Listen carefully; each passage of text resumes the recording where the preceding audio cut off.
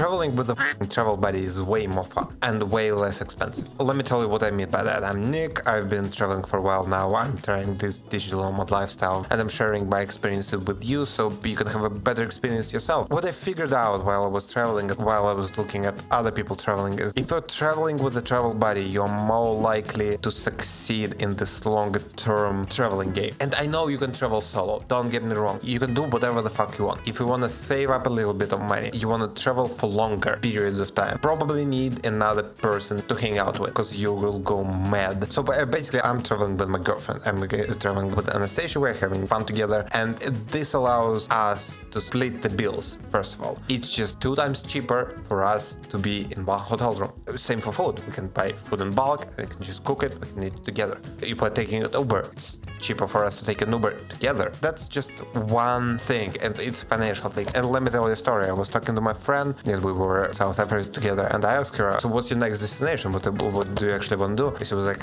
I actually want to go back home. I was a little bit shocked because I was thinking that she would continue to travel, and I was like, why? And that was pretty straightforward, because she needed friends and people to hang out with. Because we are human fucking beings, and if you think you can survive a long period of time with no friends and no support and not hanging out with anyone, well, you don't fucking know yourself just yet. That's my fucking idea. Especially if you're a moody person like me, who can get sad easily and happy easily. It's a double-edged sword, pretty much. It's always a good thing to talk to someone, and I know you can go on Tinder nowadays and just scroll through people there and then hang out with them, but that's not the emotional bond you want to have, because traveling sometimes get difficult and you get problems. First of all, if you have a girlfriend or boyfriend, like going together, because at the very least you'll see what the person is like if you travel with them. If you don't know what I mean, traveling is pretty much just constant stress, figuring shit out. You'll very soon know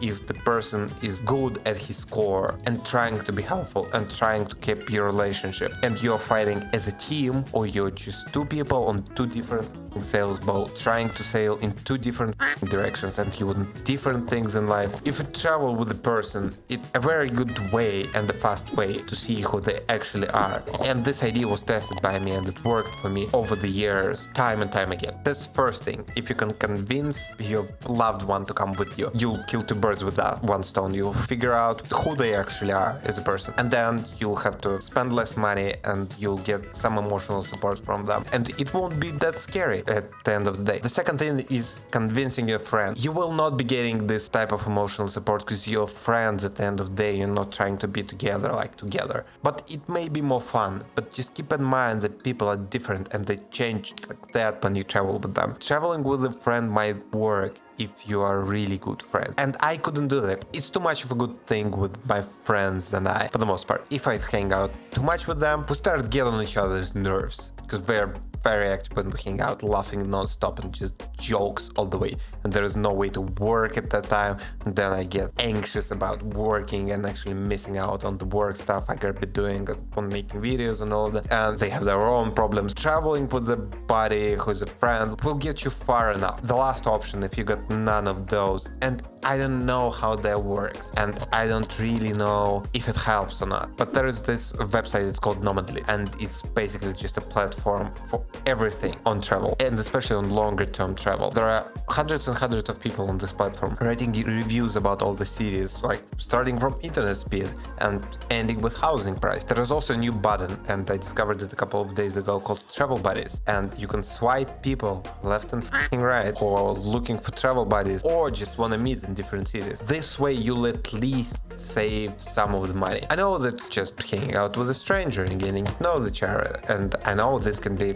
very anxious situation, but at the end of the day, this allows you to get more stuff for your money and save a little bit, which is very important. As my mantra is, you gotta live a normal life while you're traveling, and that means saving up money and all of that. If you're an outgoing person, you can rent an apartment together, live in separate rooms, never talk to each other, but this way you'll at least save up enough money to prolong your travel adventures. And I recommend checking Nomad List out, and there is a lot of info there, and I couldn't go over all of it, but going somewhere with a travel buddy is important, because you gotta get emotional support, and you will get lonely, will get sad, and you gotta find a person to talk to. It's really hard during all of this on your own because you gotta be that outgoing to talk to other people, like strangers from Tinder, and invite them in your life. I couldn't do it probably, but if you're willing to create a little bit of discomfort for yourself, right, and go out there on websites like Nomad and meet people there and arrange in some way, like getting an apartment together or buying food together, arrange your stay in the country,